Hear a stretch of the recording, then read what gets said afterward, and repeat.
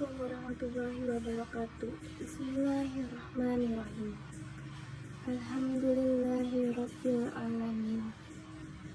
Nahmaduhu wa nasta'inuhu wa nastaghfiruhu wa nu'minu bihi wa natawakkalu alaihi wa na'udzu billahi min syururi anfusina wa min sayyiati a'malina. Man yahdihillahu fala mudilla lahu wa man yudlil fala hadiya lahu. Asyhadu an la ilaha illa wahdahu la syarikalah. Allahumma shalli wa sallim wa barik ala sayyidina Muhammadin wa ala alihi wa ashabihi ajma'in. Hadirin jamaah Jumat yang dirahmati Allah oleh Allah Subhanahu wa Ta'ala. Pertama-tama, marilah kita panjatkan puji dan syukur kehadirat Allah Subhanahu wa Ta'ala atas segala limpahan nikmat, rahmat, dan karunia-Nya. Hingga saat ini kita masih diberikan kesempatan untuk menunaikan kewajiban kita sebagai seorang muslim, yaitu menghadiri sholat Jumat. Semoga kehadiran kita di sini menjadi bukti keimanan kita kepada Allah Subhanahu wa Ta'ala. Shalawat serta salam semoga senantiasa tercurah kepada junjungan kita, Nabi besar Muhammad SAW, beserta keluarga, para sahabat, dan seluruh pengikut beliau hingga akhir zaman. Jamaah Jumat yang berbahagia, pada kesempatan yang mulia ini, izinkan khotib mengajak diri saya pribadi dan jamaah sekalian untuk merenungkan satu tema penting, yaitu bagaimana menjalani hidup yang bermakna. Hidup yang bermakna adalah hidup yang penuh keberkahan, bermanfaat bagi orang lain dan mendekatkan kita kepada Allah Subhanahu wa Ta'ala. Namun, dalam perjalanan menuju hidup yang bermakna, ada 3 penghalang besar yang harus kita hindari, yaitu keras hati, kemunafikan, dan sikap salah dalam menghadapi cobaan. 1. Menghindari keras hati. Hadirin yang dirahmati Allah, keras hati adalah salah satu penyakit hati yang paling berbahaya. Hati yang keras adalah hati yang tidak bisa menerima kebenaran, sulit tersentuh oleh nasihat, dan jauh dari rasa takut kepada Allah Subhanahu wa Ta'ala. Allah Subhanahu wa Ta'ala berfirman dalam Al-Quran,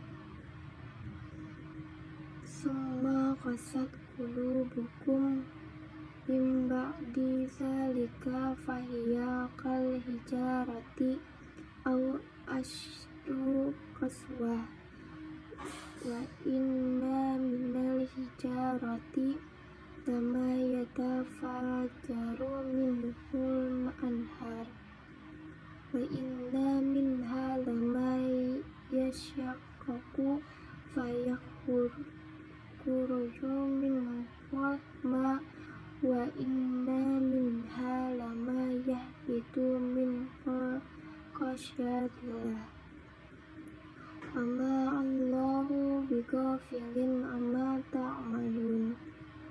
Quran Surah Al-Baqarah ayat 74. Artinya, kemudian setelah itu hati kalian menjadi keras seperti batu, bahkan lebih keras lagi. Padahal dari sebagian batu ada yang memancarkan air, dan ada pula sebagian lagi retak lalu mengalirkan air, dan ada pula yang jatuh karena takut kepada Allah. Dan Allah tidak lengah terhadap apa yang kalian kerjakan. Ayat ini menjelaskan bahwa hati yang keras lebih buruk daripada batu. Batu saja bisa tunduk kepada perintah Allah, tetapi hati yang keras tidak akan tersentuh oleh kebenaran. Oleh karena itu, mari kita lembutkan hati kita dengan 1. Banyak berzikir kepada Allah Subhanahu wa Ta'ala dalam firman-Nya, "Ala bizikrillahi tatma'innul qulub." Quran Surah Ar-Ra'd ayat 28. Artinya, ingatlah, hanya dengan mengingat Allah hati menjadi tenang. Yang kedua, membaca dan mentadaburi Al-Quran. Al-Quran adalah sumber cahaya yang melembutkan hati. Nabi SAW bersabda, sebaik-baiknya kalian adalah orang yang mempelajari Al-Quran dan mengajarkannya. Hadis riwayat Bukhari. 3. Berbuat kebaikan dan menjauhi dosa.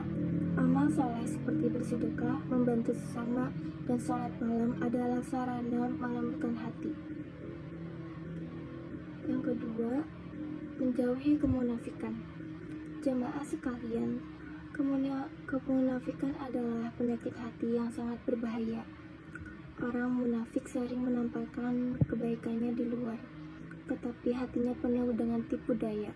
Allah Subhanahu wa Ta'ala berfirman tentang orang-orang munafik yang berbunyi ayat Iza ja'akal munafikuna qalu nashhadu innaka la rasulullah wallahu ya'lamu innaka la rasuluh wallahu yahdu inna munafikina kazibun. Quran Surah Al-Munafikun ayat 1. Artinya, apabila orang-orang munafik datang kepadamu, mereka berkata, kami bersaksi bahwa engkau adalah Rasul Allah. Kami bersaksi bahwa engkau adalah Rasul Allah. Allah mengetahui bahwa engkau adalah Rasulnya. Dan Allah menyaksikan bahwa orang-orang munafik itu benar-benar pendusta. Rasulullah SAW juga menjelaskan tanda-tanda orang munafik dalam sabdanya. Ayat al-munafiq salasun iza hadatsa kadzaba wa iza wa'ada akhlafa wa iza tu'mina khana.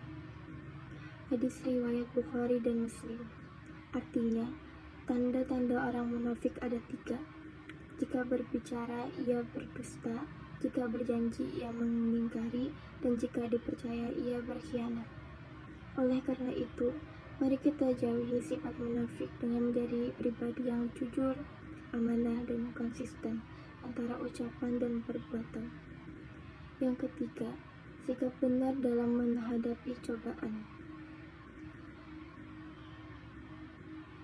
Alhamdulillahirabbil alamin, nahmaduhu wa nasta'inuhu wa nastaghfiruhu wa nu'minu bihi wa natawakkalu alaihi wa na'udzu billahi min syururi anfusina wa min sayyiati a'malina. Man yahdihillahu fala mudilla lahu wa man yudlil fala hadiya lahu.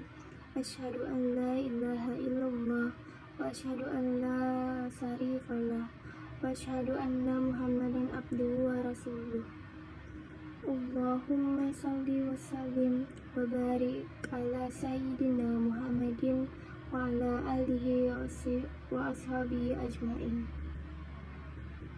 Hadirin jamaah Jumat yang dirahmati oleh Allah Subhanahu wa Ta'ala, pertama-tama marilah kita panjatkan puji dan syukur kehadirat Allah Subhanahu wa Ta'ala atas segala limpahan nikmat, rahmat, dan karunia-Nya.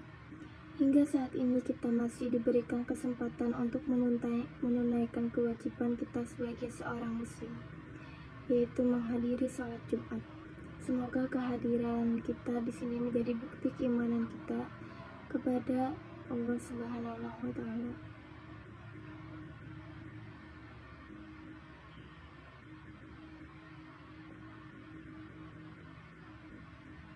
Hadirin yang dimuliakan Allah, cobaan adalah bagian dari kehidupan. Allah Subhanahu wa Ta'ala berfirman, ahasiban nasu an yutraku an yaqulu amanna wa hum la yuftanun. Quran Surah Al-Ankabut ayat 2. Artinya, apakah manusia mengira bahwa mereka akan diberikan hanya dengan mengatakan kami telah beriman dan mereka tidak diuji? Setiap cobaan yang Allah berikan memiliki hikmah. Sikap yang benar dalam menghadapi cobaan adalah 1. Sabar dan sholat. Allah Subhanahu wa Ta'ala berfirman, wasta'inu bis-sabri was-salah innal Allaha ma'as sabirin. Quran Surah Al-Baqarah ayat 153. Artinya, jadikanlah sabar dan salat sebagai penolongmu. Sesungguhnya Allah bersama orang-orang yang sabar. 2. Tawakal kepada Allah. Sebagaimana firman-Nya, "Watawakkal 'ala hayyil ladzi la yamut." Quran Surah Al-Furqan ayat 58. Artinya, bertakwalah kepada Allah yang hidup dan tidak mati. 3. Bersyukur atas hikmah di balik cobaan. Nabi SAW bersabda, Ajaban li amril mu'min, inna amrahu kullahu khair. In asabatu sara syakara fakana khairan lahu. Wa in ashabatu dara sabara fakana khairan lahu. Hadis riwayat Muslim. Artinya, sungguh menakjubkan urusan orang yang beriman. Segala urusannya adalah baik. Jika ia mendapatkan nikmat, ia bersyukur, maka itu baik baginya. Jika ia tertimpa musibah, ia bersabar, maka itu baik baginya.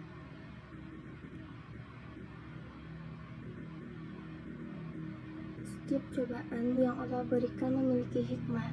Setiap yang benar dalam menghadapi cobaan adalah sabar dan salat. Allah Subhanahu wa Ta'ala berfirman, "Wa tas'inu bis-sabri was-salah inna Allaha ma'as sabirin." Artinya, jadikanlah sabar dan salat sebagai penolongmu. Sesungguhnya Allah bersama orang-orang yang sabar.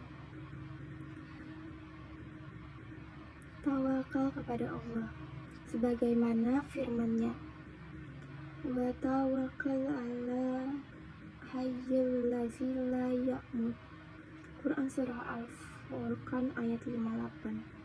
Artinya, bertakwalah kepada Allah yang hidup dan tidak mati. Bersyukur atas hikmah di balik cobaan. Nabi Muhammad SAW bersabda, Ajaban li amril mu'min, inna amrahu kullahu khair. In asabatu sara syakara fakana khairan lahu. Wa in asabatu dara sabara fakana khairan lahu. Hadis riwayat Muslim. Artinya, sungguh menakjubkan urusan orang yang beriman. Segala urusannya adalah baik. Jika ia mendapatkan nikmat, ia bersyukur, maka itu baik baginya. Jika ia tertimpa musibah, ia bersabar, maka itu baik baginya. Khutbah kedua. Alhamdulillahirabbil alamin. Wassalatu wassalamu ala Rasulillah wa ala alihi wa ashabihi ajma'in. Amma ba'du.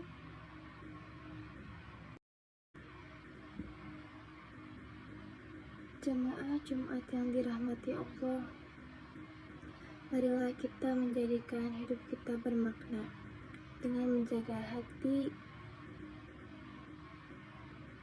Marilah kita menjadikan hidup kita bermakna dengan menjaga hati agar tetap lembut, menjauhi sifat munafik, dan bersikap benar dalam menghadapi setiap cobaan. Semoga Allah Subhanahu wa Ta'ala memberikan kita kekuatan untuk terus beramal saleh, memperbaiki diri, dan mendapatkan ridhonya.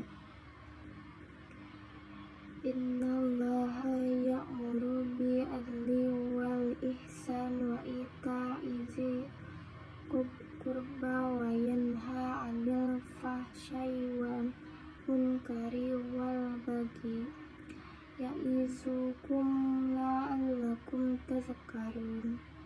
Quran Surah An-Nahl ayat 90. Artinya, sesungguhnya Allah memerintahkan kamu untuk berlaku adil, berbuat kebajikan, dan memberi kepada kerabat, serta melarang dari perbuatan keji, kemungkaran, dan permusuhan. Dia memberi pengajaran kepadamu agar kamu dapat mengambil pelajaran. Jamaah Jumat yang dirahmati Allah, marilah kita menjalani hidup kita bermakna dan menjaga hati agar tetap lembut, menjauhi sifat munafik, dan bersikap benar dalam menghadapi setiap cobaan. Semoga Allah Subhanahu wa Ta'ala memberikan kita kekuatan untuk terus beramal saleh, memperbaiki diri, dan mendapatkan ridhonya. Wa aqimis shalah. Wassalamualaikum warahmatullahi wabarakatuh.